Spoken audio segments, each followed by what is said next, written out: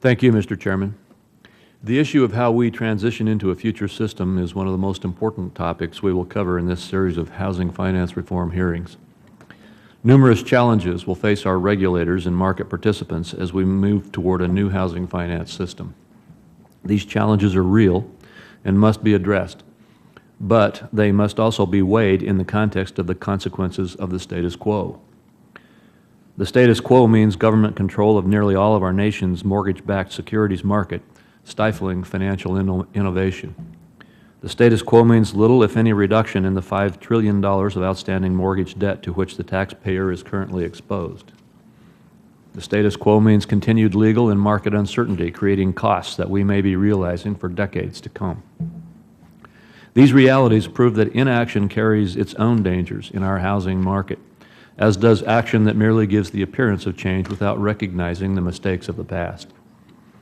With that in mind, I look forward to hearing from our witnesses regarding issues we need to consider and recommendations they have to most effectively transition to a reformed system.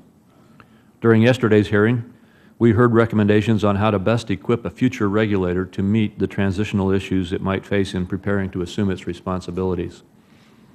I expect that today's hearing will give us the opportunity to pair the lessons learned yesterday with today's relevant information, particularly as it pertains to how to handle the assets of Fannie Mae and Freddie Mac.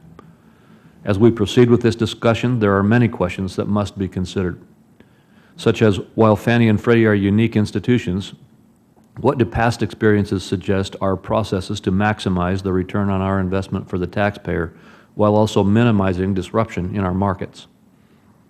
How do we allow adequate time to achieve and measure the appropriate benchmarks of the transition while still ensuring accountability in the process? What is the best way of dealing with the legacy obligations of Fannie and Freddie to ensure adequate protection for both taxpayers and investors? While these questions don't represent an exhaustive list, they do provide an insight into the complexity that we must address. S. 1217 seeks to address the questions we will face through a 5-year phase-in for the future regulator, FEMIC. This phase-in would coincide with the beginning of a wind-down of Fannie and Freddie, supervised by the Federal Housing Finance Administration, or FHFA.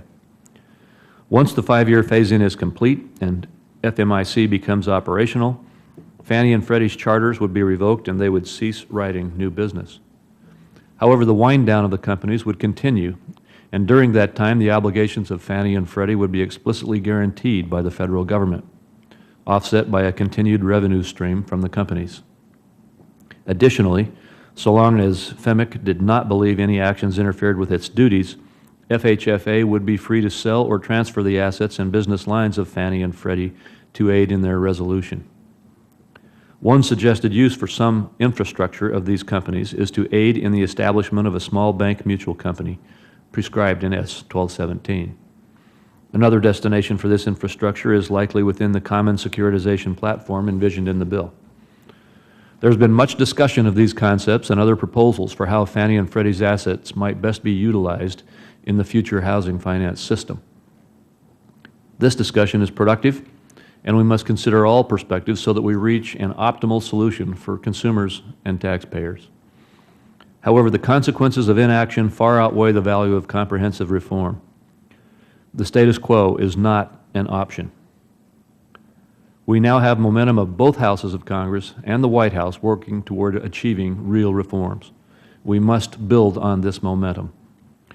I welcome the views of all who seek to aid in this effort and look forward to the testimony we will hear today. Thank you, Mr. Chairman.